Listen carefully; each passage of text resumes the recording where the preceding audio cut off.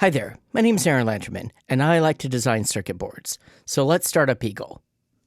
On June 7th, 2026, Eagle will no longer be available. Okay, let's click here for more information. The future of Autodesk Eagle, our path forward with Fusion 360 electronics. Let's see. Changes are coming to Autodesk Eagle. No. Moving forward, we'll continue to invest our energy in Fusion 360 electronics. No. The problem is Fusion 360 really pushes you to this cloud way of doing things, and I really just want to have files on my local desktop. I don't want to have to log in order to use my PCB design software. I don't want my stuff on the cloud. Sometimes I like to go somewhere where I know I won't have internet access just to force myself to focus. The desktop version of Eagle starts fairly quickly. Fusion 360 takes forever to start, and I still have to sign in, so I have to go to my web browser. Why do I have to go to my web browser to sign in? What is this nonsense? Why do I have to click on this button that says go to product? Why do I have to click on whatever this is? What? We've redirected you to your desktop product. Well, good for me. I have my students use the desktop version of Eagle to lay out their final projects in my analog circuits for music synthesis class. The only reason I have this on my machine is a couple of my students got confused and accidentally got the Fusion 360 version of Eagle. I guess it's electronics and Fusion 360 or something instead, and I couldn't open their files in the desktop version of Eagle. So I could load the file, but if I hit Cloverleaf S to save, it wants to save on the cloud, and I don't want to save on the cloud. So instead, I have to go up here to File and say Export, and then I can export. But why do I need to go through all these extra steps? But my main complaint is I found this very difficult to use.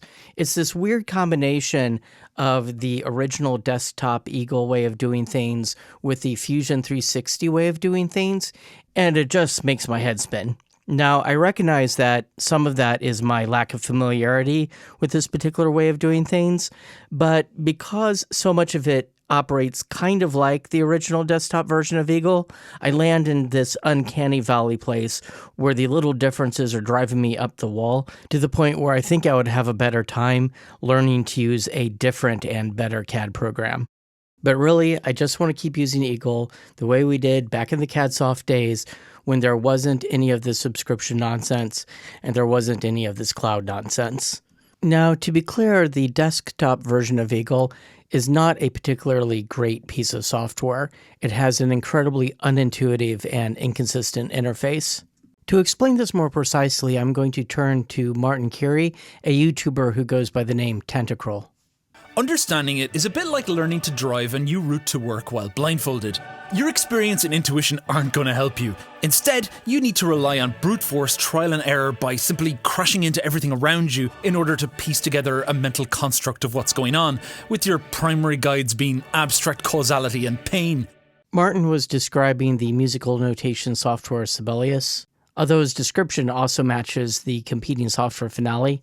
And when I first saw this video, I immediately thought of Eagle. But I've used Eagle for 15 years, and I've gotten used to its quirks, and I'm extremely fast in it. And I don't want to change. Autodesk, if it's not broke, don't fix it. Come to think of it, Autodesk has done something like this before. They bought Softimage sometime around 2008, I think, or thereabouts, and they wound up discontinuing it in 2015.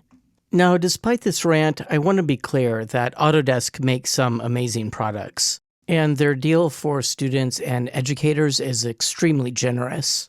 But what Autodesk is doing to Eagle is basically Ensh-ttification, which is the process of taking a product or a service and deliberately making it worse.